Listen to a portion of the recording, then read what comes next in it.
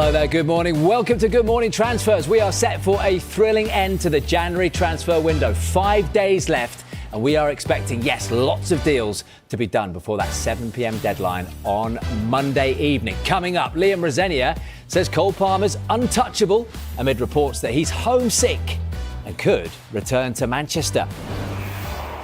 Chelsea are certainly the club to watch, aren't they, over the next few days, with Axel Disasi and Raheem Sterling both set to depart Stamford Bridge.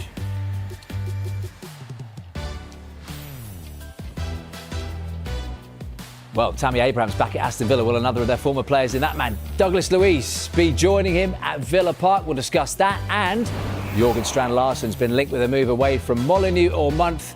Could he be Jean-Philippe Mateta's replacement at Crystal Palace? As always, it's Wednesday, which means we've got fans from 6 Premier League clubs in the studio. Smile, you're on the TV. We've got Palace, we've got Villa, we've got Chelsea, we've got West Ham. Can't see your badge, get it out. Liverpool and Spurs as well. Views from the fans on the way, and views from our experts. Some call them experts, some call them James Savundra and Dan Gosling. So many ways to keep across all of the latest deals as they happen. Scan the QR code on the screen, which takes you exactly to where you need to go, our dedicated Transfer Centre blog. Let's get stuck into it, shall we? Great to have you with us this morning. We start, though, Mr. Savundra, with developments around Charlie Creswell at Toulouse. What can you tell us about him? Where might he be going? Well, Brighton have shown an interest in signing him in this transfer window. You'll remember he had a brilliant tournament last summer for the England under-21s in the European Championships. Winning that competition, he was part of the UEFA team of the tournament as well. We've been reporting already in this transfer window that he's attracting interest from several clubs inside the Premier League, including Crystal Palace and West Ham. Now, it's my understanding that Crystal Palace are looking to do a potential deal for Creswell in the summer. He's not seen as a player that they're able to sign in this window, though we do know they're looking to sign a centre-back. That's their priority in this transfer window, replacing Mark Gay. In terms of Toulouse's stance, they've rejected bids from at least 2 clubs in this window already. One was around £23 million from Wolfsburg. Now, sources in France have suggested there's been a bid that's gone in from a Premier League club worth around £21 million. But regardless of whether or not that's valid or not, we understand that their valuation, what they're wanting in this window, is around £30 million. Ideally, I think Toulouse want to keep him until the summer, but Brighton are a club that are interested in signing him now. That is certainly one to watch, isn't it, over the next week or so until that deadline day on Monday night. Let's talk about Cole Palmer, shall we? Because, James, it was, mere paper talk, wasn't it, yesterday? But it drew a response from the Chelsea boss, Liam Rosenior, in his news conference. He's moved quickly to play down these rumours of a move away for Cole Palmer from Stamford Bridge to Manchester United. Let's hear, shall we, from the Chelsea boss on Cole Palmer. The speculation regarding Cole Palmer. Is he untouchable? Is he happy? Yes and yes. It's simple. Cole's an incredible player. Like, I have the guy sitting next to me, many players in the group. I'm not surprised at the timing. New manager comes in, all of a sudden there's people unsettled. It's not true. Cole is here. He's very happy. There's no reason for an assurance. It's so unrealistic. It's come from nowhere. There's nothing in it. There's no reason to have the conversation. So, look, him playing it down very quickly. Anything in it, James?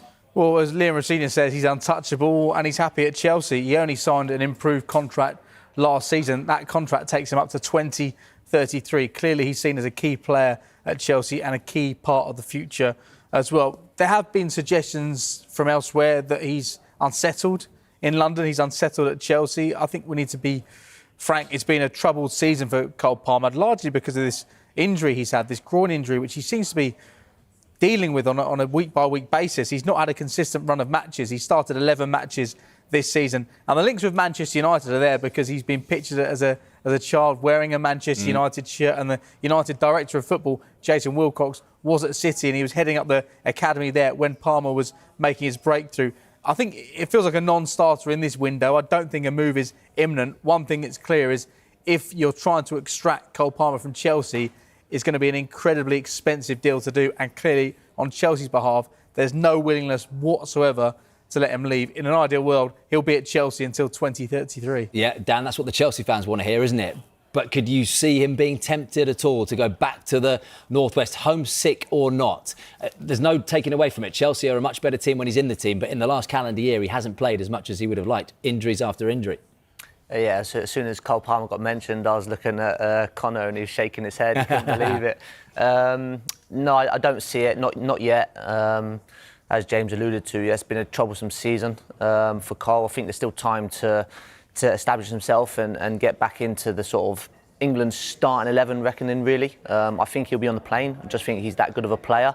But he needs to start more games. He needs to get consistently fit now for the remainder of the season.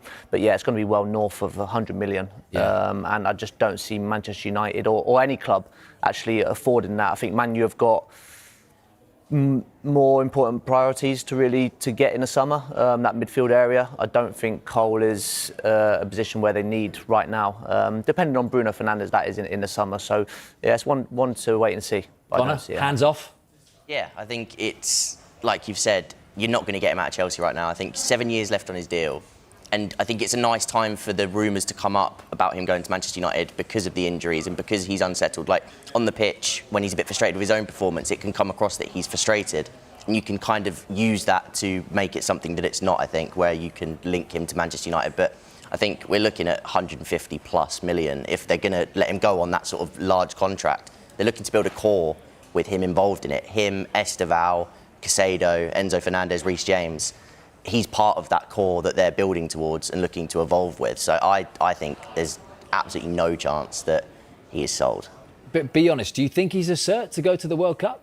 I don't. I think that there was a point where he maybe should have took the surgery a little bit earlier with his injury to give him time to get back and firing before the World Cup. Obviously, I think that that's a big factor as to why he's not taken the surgery, because he's looking ahead to that World Cup, but it could end up either playing for him or playing against him. He's fit to play Napoli tonight, so let's see if he starts. But I think that he needs to start building on those performances, as Dan said, and try and establish himself before the World Cup. But it could go against him not getting the surgery. Just lastly on Palmer, give me a number, because Dan just said 100 million. Yeah, I think. What do the Chelsea fans say? What would it North, take Will, North. away?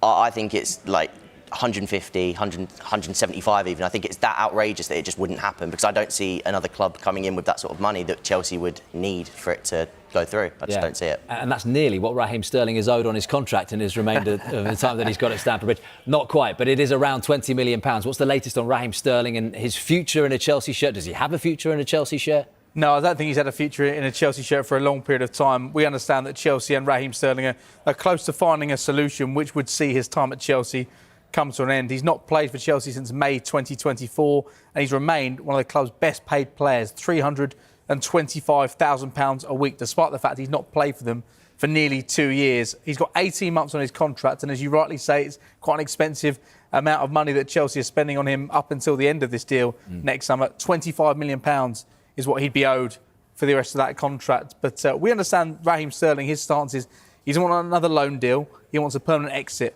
He, of course, wants to play football. He's not going to get any football at Chelsea. But we understand that there could be an agreement reached in the next few days which would allow him to become a free agent and potentially move elsewhere before the end of this window. Though as a free agent, he could, of course, move whenever he wants before the end of this season. But we expect he won't be a Chelsea player beyond Monday. But, of course, Sterling's well within his rights, having signed that contract. Chelsea having given him that 5-year deal to sit there until that contract runs out and pick up the money, which is £25 million if he stays until the end of next summer. Dan, there aren't many humans on the planet who would walk away from £25 million.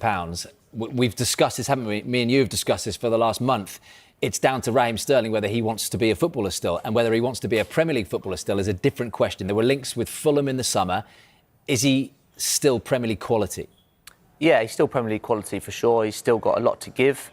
But time is almost running out. I mean, if he stays there now for the rest of his contract, 18 months, his last game would have been at Arsenal, and he didn't really play a lot of minutes there. I don't see another Premier League club touching him, really.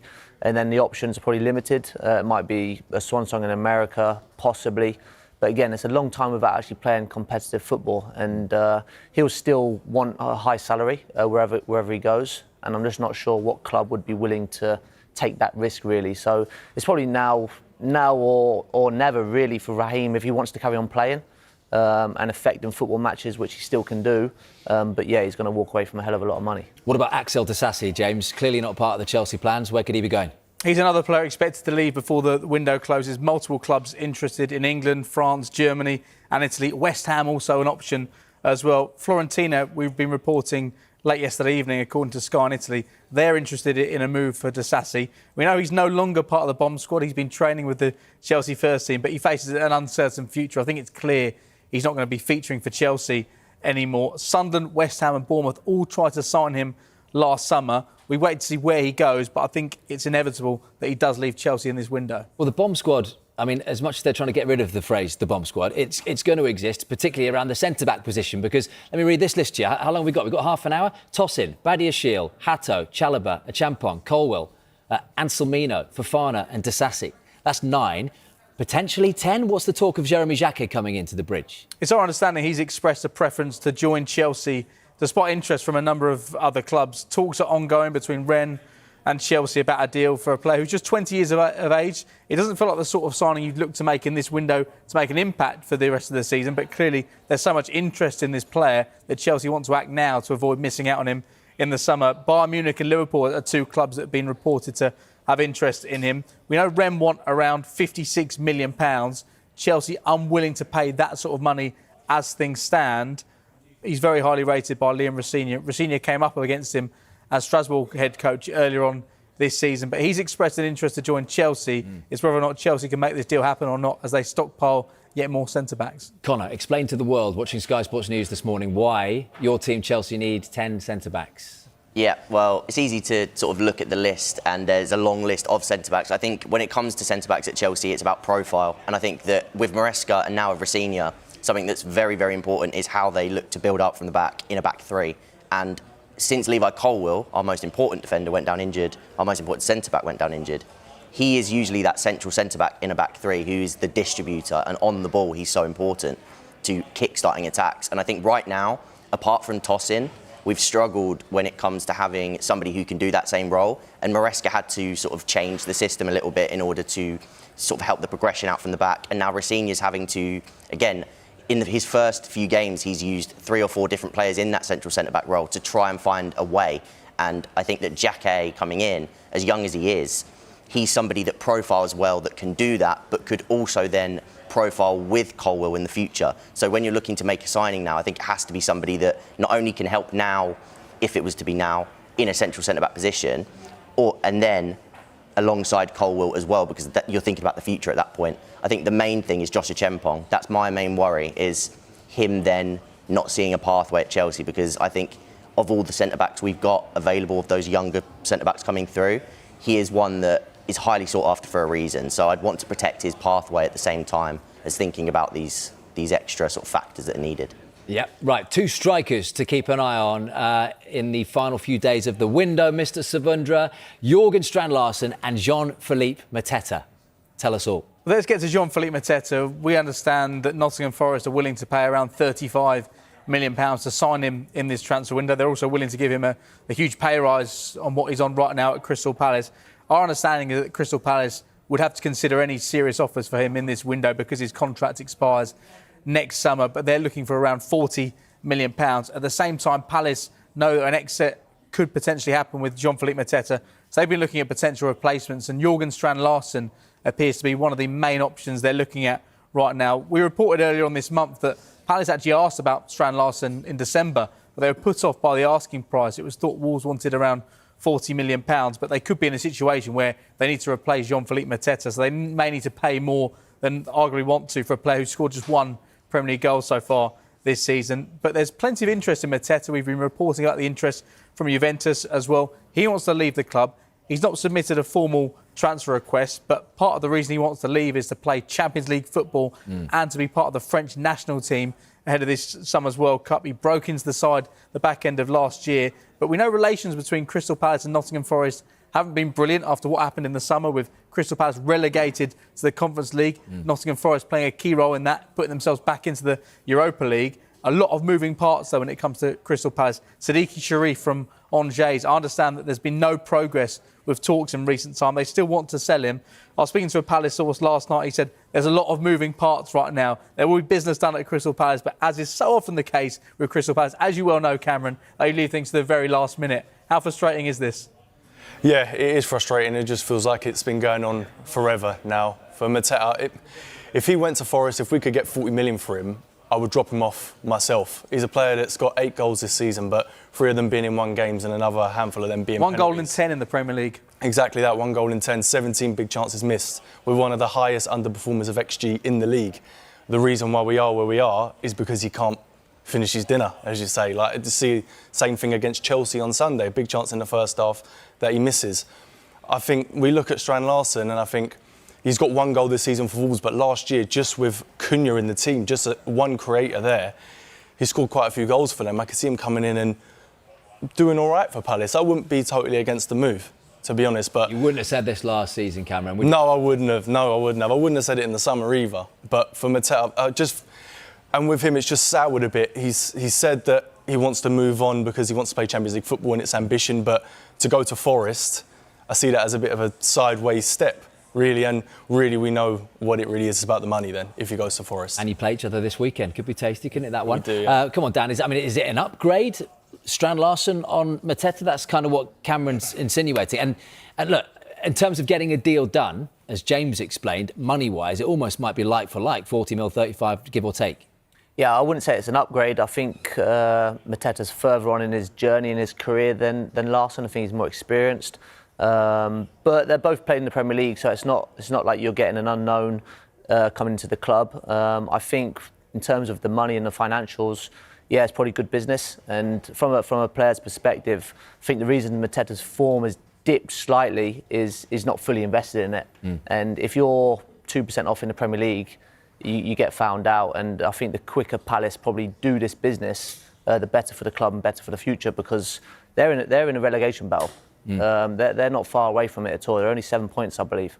So they're down there, and losing Mateta obviously is not good. But yeah, bringing in someone that's hungry and wants to prove and wants to score goals, it could be a good bit of business. Cameron, do you think that's right? Relegation battle. How frustrated are you? I think there's an understanding that Mark Gay, £20 million was good business for Crystal Palace, but are you surprised that replacement hasn't been found already? Yeah, but I think that it hasn't helped that on top of that, Glasner sort of threw petrol into the fire by saying he's leaving, which apparently the club told him not to do, to come out and say in that press conference that he was leaving as well. Then the situation with Mateta. And then we broke our transfer record on Johnson early in the window, so we haven't left ourselves much to play with. 20 million isn't much nowadays in the league, especially to try and replace a player like Gahey. But yeah, if we lose to Forest on Sunday, they're level on points with us. And then all of a sudden, we go from, back in September, we'd gone 19 games unbeaten. We'd just beaten Liverpool. We were 3rd. We were playing in Europe, and now we could be in the Championship next year. Yeah. Right, still to come on Good Morning Transfers. Unai Emery's bringing some familiar faces back to Aston Villa. Tammy Abraham done. Will Douglas Luiz be the next player to return to Villa Park? Going to get your thoughts next.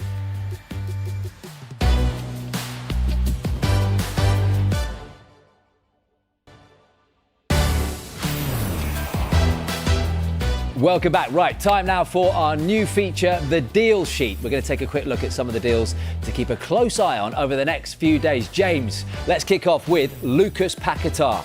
Not done yet. Flamengo and West Ham are still trying to finalise a deal. The Brazilian club wants to pay just under £36 million to sign him. A deal has been verbally agreed, but a final agreement still needs to be reached in terms of exact fee and the payment terms. OK, next up, Oscar Bob, currently a Manchester City player. Could be at Fulham soon. Fulham are close to reaching an agreement with Manchester City. A bid for the 22-year-old winger has been made. Discussions remain ongoing, and there is still work to do with a week to go until the deadline. Personal terms, we understand they'll be pretty much done when that piece of paper is put in front of him. What about Randall Kolo Muani at Tottenham? This is interesting. Juventus are considering him, as you mentioned, currently on loan at Tottenham from PSG, joined on deadline day last summer. Not an easy deal to do, this one, because of that loan, and Spurs, as we've been hearing already in this window, don't want to let any first-team player leave before the end of this window. Someone that needs to play some football desperately, James Ward-Prowse. Back on. The deal was on or off between Burnley and West Ham, but we understand the potential move from Burnley, or to Burnley, is potentially going to happen. Talks are advancing between the clubs over a straight loan until the end of the season. It's understood he could be undergoing a medical in the next 24 hours at Burnley. Talks had taken place earlier in the window, no resolution, yet to feature under Nuno, either for West Ham or for Nottingham Forest. Finally, what about this one that popped up yesterday? Luiz potentially leaving Brighton. What can you tell us about him? Well, Brighton have rebuffed an approach from Nottingham Forest. They have no interest in selling the centre-back in this window. He just signed a new contract in December to take him up till the summer of 2027, and we understand he's still considered a first choice under Fabian Hürzeler. Right, let's talk about Tammy Abraham, shall we? Because one deal that was completed yesterday, Villa bringing Abraham from Besiktas back to Villa Park for £18.2 million. He was previously there on loan during the 2018-19 season. He scored 26 goals as the club achieved promotion to the Premier League. It still doesn't feel real. I think, I was speaking with my missus yesterday and we were just reminiscing of all the memories we had, being here, and I just can't wait to meet everyone, to be back at Villa Park and seeing the crowd and seeing, so many familiar faces. So it's exciting. I always told myself, listen, if I had to come back to England, Villa would be one of that special teams to come back to, and I spoke it into existence. So I'm happy to be here. So will Tammy Abraham be thrown straight into the starting 11 this weekend? Villa space Brentford on Super Sunday, 12:30, live on Sky Sports Premier League. Dan Gosling, he's back at Villa Park. Is that a good move for Unai Emery? Is that a good move for Tammy Abraham? It's a smart move. I think he's a really good player. I think he knows the club. He's obviously been there before, so that makes sense. The transfer fee, I don't know, I think it's reasonably high, to be honest, but strikers are at a premium. He's going to complement Ollie Watkins. I think he can play up on his own. They can play as a pair. So it gives Unai Emery a really good option off the bench now, and even to break into that starting 11. I see Ollie Watkins as the number 9, the first choice, but Tammy Abraham will give him a good run for his money, and they could even play together. So it's a really, really good signing from Aston Villa's point of view.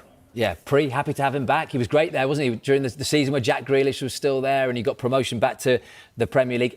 Is he going to play? How much is he going to play, do you think? I think we'll see a bit of rotation. We've obviously got a lot of games coming up. We're playing on 3 fronts of the Premier League, Europa League and FA Cup. Ollie Watkins has supposedly been carrying an injury for a while, so I think we'll see him coming in. I don't think they'll play up top together much. I think maybe it will be to see out the last 30 minutes of a game if necessary. But I wouldn't be surprised if he becomes our starter in the Europa League especially. And when you think about the business, you've got the money for Donyell Marlon. Yeah. And actually, you didn't really replace John Duran in terms of the outright striker, right? So it's a perfect fit in that sense, and it's someone that Emery knows. Yeah, and Emery's got a track record of bringing out the best in players. He's a bit of a rehab centre himself. And so I think we've seen what Tammy Abraham can do. The club has, the fans, we love him. So I think if anyone's going to bring that player out in him in the Premier League, it's going to be Unai Emery. Donyell Marlon wasn't the right fit for our system. And so I think it was the right move for him. But someone like Tammy Abraham is more of an Emery player than Marlon would have been. Are we talking title race, Pri? No. No? Realistically, no. Especially after our injuries the last 3 weeks. In 3 weeks, we've lost Kamara, Tielemans and McGinn. And they're quite lengthy injuries. We were so stacked in that midfield area. So now to not have that depth, I think we're gonna falter off a little bit. You're just one of we know what fans she's who's doing. just playing it down. And the same points as Manchester City. It's like Emery to say, no, you'd be lucky to finish in the top 5. But he always says that, right? He's always a realist rather than an optimist. Which I'm okay with, but I just don't think we need to get ahead of ourselves. I'm not sure I believe it, Dan. I'm not sure I believe it. Just finally on Tammy Abraham, England chances, is that a massive long shot? Bearing in mind he's not played since 2021 for England. I think it was in a 10-0 win over San Marino, and he scored. But England are always looking for that backup to Harry Kane. Dominic Calvert-Lewin's in the picture. Why not Tammy Abraham if he's back scoring goals? I think in terms of number 9 backups, I think there will be one, but only one. I see there's a lot of number 10s. I think Thomas Tuchel will take an extra 10 rather than an extra 9. So there will be one, and it's probably between, Ollie Watkins and Tammy Abraham, Dominic Calvert-Lewin. Obviously, is Callum Wilson still there? It's another long shot who's played before. He's probably in that conversation, but he needs to bang in a lot of goals from now to the end of the season. Douglas Luiz back to Villa Park. What's the latest on that? Well, this could happen because he's virtually agreed a deal to join from. He's currently on loan at Nottingham Forest from Juventus, but he's understand we're going to cut that deal short and move to Aston Villa because Villa verbally agreed a deal. Once the paperwork is completed, there'll be that option to buy him in the summer. He wanted to return to a club where he feels like his heart is. He had such a brilliant spell at Villa Park. PSR issues meant they had to sell him before they wanted to, I think, in that summer window 2 years ago. They need to sign a midfielder because Douglas Luiz is out injured. No, because Yuri Tillemans is out right now. Boubacar Kamara missing. John McGinn as well. So it felt like they needed to get someone in that area. And what not better to bring a player who's played for the club before. Yeah, you never wanted him to go, did you, in the first place? I hate saying those letters when Villa fans are on the show. PSR, you're probably sick of hearing about it. Yeah. But with those injuries, I mean, Boubacar Kamara is probably one of the best players in the division in that position. 100%. But right now, you need to fill a gap, and what a perfect person. Yeah, I don't think he's going to quite play that 6 role that Boubacar Kamara does, but I think what the benefit of Douglas Luiz is he knows Unai Emery, he knows the system, he can slot straight back in. It's familiar for him. I don't think if we were just signing anyone or if we hadn't had the injuries that we'd had, we'd necessarily be bringing him back. But I think to tide us over from now until the end of the season, it does make a lot of sense. They are familiar surroundings, familiar players. So hopefully it would just allow him to kind of get back into the squad and things kick off quite well for him. Dan, does this make perfect sense? 27 years old. Oh, to be 27 again, Dan. What an age. And you'd argue, probably not even at his prime, at 27 in the position that he plays in. But we've seen what he can do in the Premier League. And what a move if it does happen to go from...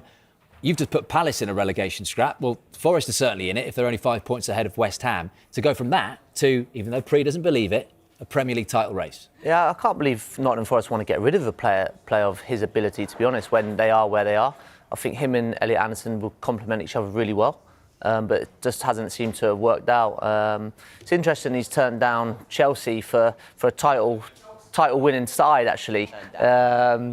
So, yeah, no, I think it's perfect sense for Aston Villa. I think he'll go in, like Pre said, slot straight in. And again, it's really, really good business from Aston Villa. They are definitely going for that title. Yeah, right, next on Good Morning Transfers, will Liverpool let Andy Robertson go and will Spurs bring in any more players? We'll chat about those two clubs in the next couple of minutes. Don't go anywhere.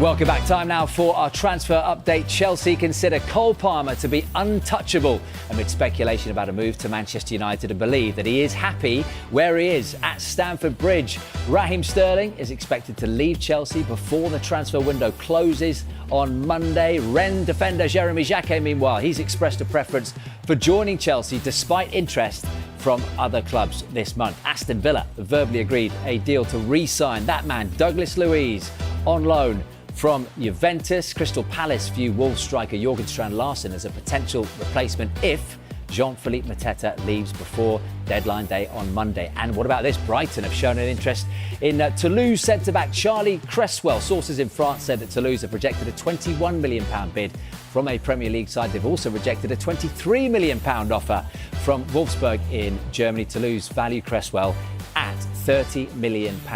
Don't forget, you can keep right across the latest information as it comes to us, as it happens, on our dedicated Transfer Centre blog. Just scan the QR code.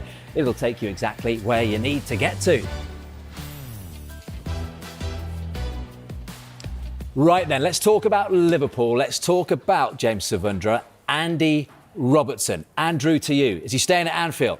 Looks like Andrew is staying. Looks like deal off as things stand. Arne Slot said yesterday that he expects Robertson to remain at the football club beyond the end of this transfer window. We know he's out of contract in the summer. There was a move to Tottenham which had been spoken about, talks understood to centre around a £5 million fee, but that was dependent on Liverpool being able to get Kostas Tsimikas back from Roma. He's currently on loan there now, but Roma have been unable, as things stand, to have found a replacement for Tsimikas. So right now it does look like this deal isn't going to happen.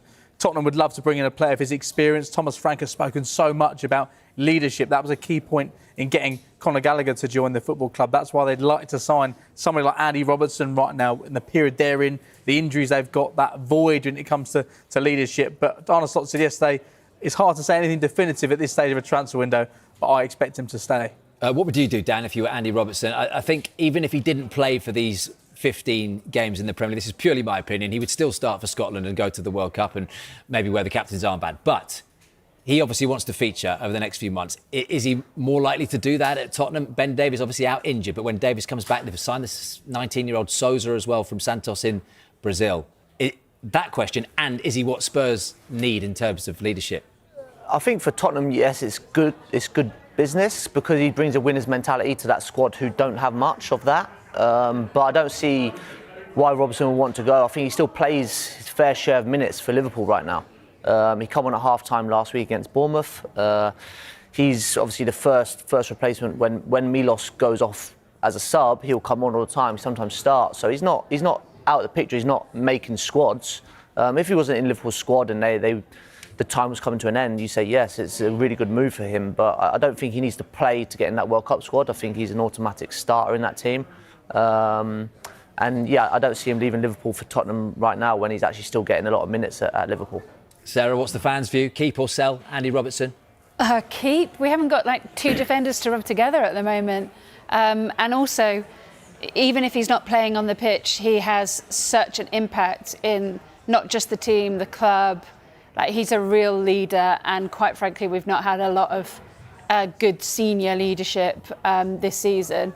So yeah, we really hands off. You're not having him. That's it. You're not having him, Daniel, but would you like him?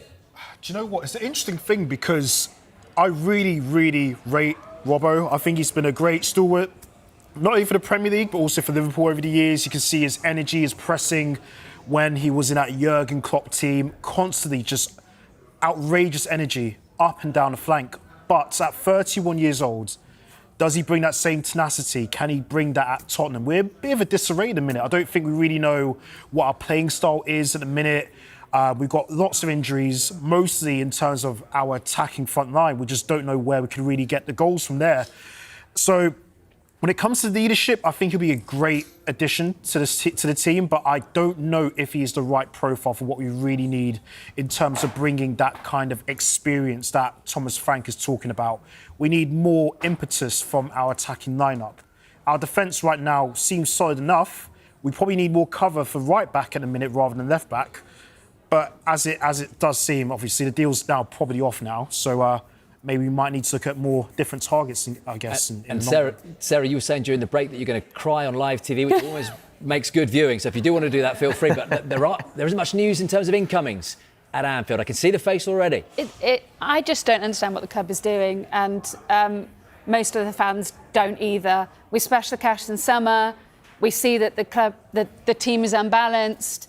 Why are we not spending some money now to just guarantee a Champions League spot? There's so many fans are slot out. I'm not. But when you see what's happened with Man United, what's happened with Chelsea, you're kind of like, oh, maybe there could be a halo that takes us through to the. Sarah, you say you're not slot out now. I mean, Jamie Carragher on Monday Night Football agrees with you, but he says that if you don't finish in a Champions League spot, it's a different story. Yeah. I admire Slot for kind of coming out fighting in the last press conference, saying about how many cups we've got and how many leagues we've got and in the time and whether this does look like failure for him. I think winning the league last season has done him no favours. And to question Gary Neville on kind of saying we're in transition, he says we're not, we absolutely are. You know, the players we've brought in are for the future. And they are starting to really make a difference. Whereas the team that won the league last season are really starting to falter and have done the whole season. It's like Slot got the last drips out of them, and there's not anything left in the tank, and nobody's bringing that out in them. Dan, what's your view on this? Because there'll be people watching saying, small violins, you spent over £400 million in the summer, get on with it. What do you make of the situation with Slot, where they are in the table? And are you surprised they're not going for something in the window just to make sure they get Champions League football? Listen, I feel a bit for Slot. Recruitment in the summer, everyone was praising it, right? And I was as well. Alexander Isak, Florian Wirtz, he had a fantastic season at Leverkusen. You never know how a player's going to come into a new club and settle. Frimpong has been injured a lot, so they haven't had a right back. So you've almost had to take your best player from midfield to transition him to a fullback. hasn't quite worked. Salah hasn't hit the heights of last year, probably because he hasn't got Trent behind him feeding him all those lovely passes. So there's been a lot of players out of form, which has had this effect on the club. And then all of a sudden everyone starts talking about the recruitment. The recruitment was fantastic. It just hasn't quite worked yet. But it's not an all doom and gloom situation for Liverpool. They're still well in the Champions League. They'll qualify in the top 8, so they don't play in February, which will help them. It gives them time to get a few bodies back, get some more consistent performances, and look, at the end of the season, the goal is Champions League football. I think they'll get there, but they obviously need to get a little bit more consistent in the league. What about Tottenham? I know we touched on Tottenham, James, with Andy Robertson as a potential incoming, but they have got a huge injury list, haven't they, Tottenham Hotspur? They're going to be missing around 14 senior players for that Champions League clash against Eintracht Frankfurt tonight. It's a big one as well because they are by no means assured of a top 8 finish. Ineligibility, injuries, Spurs fans don't want to hear about it. What they do want to hear about is other incomings. They've got Conor Gallagher, they've got Sousa, but it's a bit quiet on the incoming front. And from what we're hearing, Tottenham is saying no one's leaving as well. No first-team player is going to be allowed to leave with the number of injuries they have right now. Pedro Porro missing for 4 weeks. Mickey van der Ven won't be featuring this evening either. There has been a boost with Pape Sarr and João Palhinha being available to play this evening. But again, real significance. They're down to the bare bones once again. We know they're looking for a wide left forward, a wide right forward as well. They've not replaced Brennan Johnson. Just after selling Brennan Johnson, Mohamed Kudus picked up an injury. He's out until April as well. So right now they are a patched up side. And when you look at the fixture list they've got coming up in the Premier League as well, it's a daunting fixture list for Tottenham fans and for Thomas Frank as well, especially with these additions not being ready to go right now, it seems. What do you make of the window? Daniel, Conor Gallagher, are you having that as a signing? Sousa remains to be seen, doesn't it? But everyone you speak to, including Tim Vickery, watch this space with him, and they're saying that he will play for Brazil one day for sure. I mean, I think he's great in terms of bringing him for future prospects, and that's a great signing in all. But if we're talking about experience again, you know, bringing Conor Gallagher in was that experience. But is he what we really need in the midfield? Probably not. We probably needed someone that can be a deep-lying playmaker, that can create opportunities. We have João Palhinha and we have Bentancur doing the roles of 6s. We have Lucas Bergvall coming in as an 8 almost. And he was also being positioned at times under Thomas Frank to play on the wings. So we're really lacking in terms of that creative output at the minute because of James Maddison being out injured and Kulusevski being out injured in the long term as well. What I think we are struggling to deal with right now as a club is finding a real identity. We've seen an influx of different managers coming with different philosophies over the years, but nothing has been concrete. They've come and gone, and they've kind of basically left remnants of players that they had in their teams that no one really uses anymore. So we're pretty much in a really, really puzzled state in a minute. We need to figure out what kind of identity we really want to be playing with in the long term. Is Thomas Frank the right man for the job as well? That's also another question. And because Levy left, it now fills the void of, you know, Enoch and, you know, Joe Lewis's family to obviously pick up the pieces now and discover what they really want for Tottenham. There's a lot of questions that need answering, especially in terms of the team and going forward. What do we want to see for Tottenham? I'm not really sure myself. So this window is a bit of a disappointment, really, but what can you expect when a bit of a disarray as it is? Right, on the way, West Ham fighting relegation and about to lose one of their most creative players as well. How will they replace Lucas Paquetá with 5 days to go in the window? Back-to-back wins, Harry. We'll talk to you next.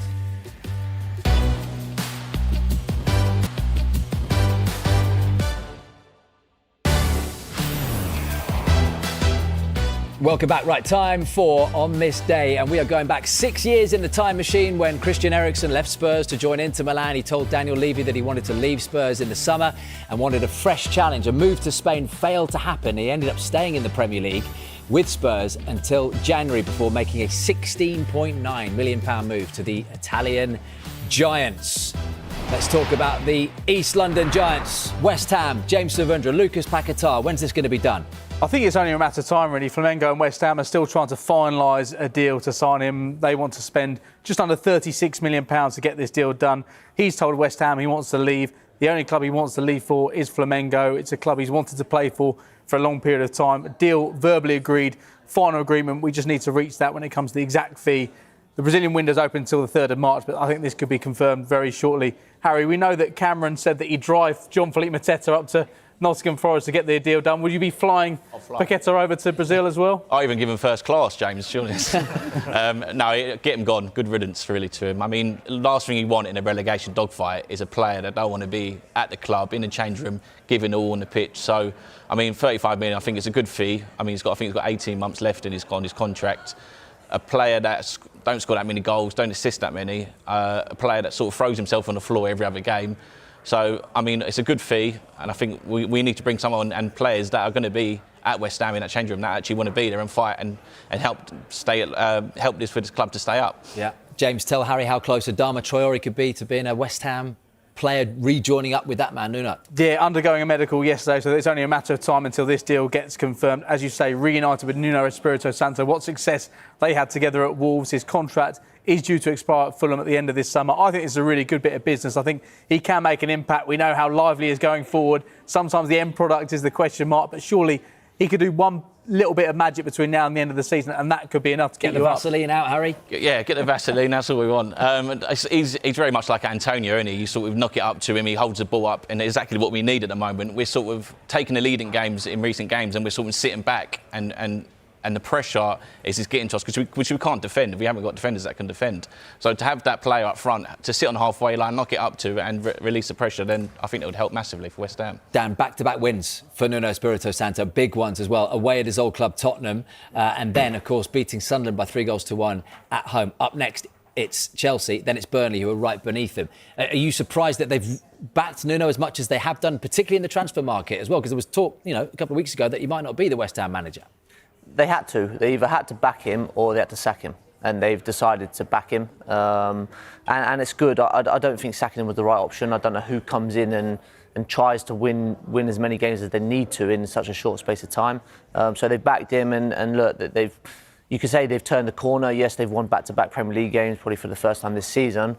But the other 3-4 clubs above them also won on the same weekend. So unfortunately, they haven't closed the gap. But it's brought a lot of confidence probably into that squad and a bit of belief. So look, Chelsea's a tough game. If they can nick a draw there, even potentially win, Chelsea probably aren't at their best right now, then they've got a good chance. Talk of another goalkeeper as well, James. Antonin Kinski. And the question I would ask you is, why would they need another goalkeeper when they've got Areola, they've got Hermanson, who they signed in the summer, and Fabianski as well? Well, let's ask Harry that question, because there is interest in signing him on loan from Tottenham, Antonin Kinski. But it does feel like, Harry, lots of things happen. Goalkeepers come and go, but you always come back to Alphonse Areola. Is he not good enough to keep you up? I'm not sure. He has won us games previously in this season. But I feel like with Nuno being a previous goalkeeper himself, he obviously sees something in him that they don't like. So he likes Kinksy. I don't really see him coming in to take over Areola's space or spot. But again, it's a loan option. If it works, if it doesn't work, we can give him back in the summer.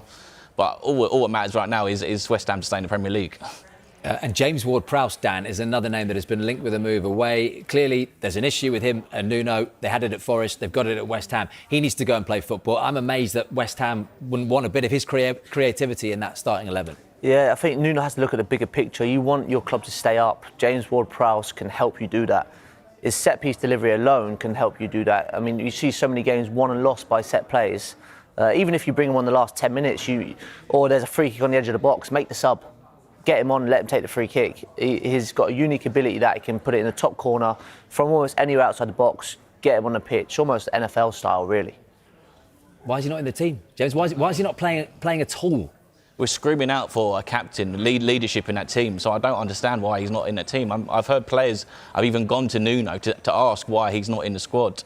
Obviously, there's rumours that he's said something to Nuno and he hasn't liked, and at Forest when he was there. But I mean, like Dan said, I think it'll be the last 10 minutes to bring him on, have a corner, have a free kick, any set piece.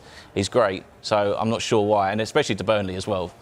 Top man Harry, right, don't forget, Good Morning Transfers returns tomorrow at 9 o'clock in the morning. Former Bournemouth midfielder Mark Pugh is with us. Before that, though, we are back at midday. Ashley Williams in the studio here, and for a full roundup of the day's transfer stories, catch the transfer show at 4 and 7 p.m. The fans are back at midday.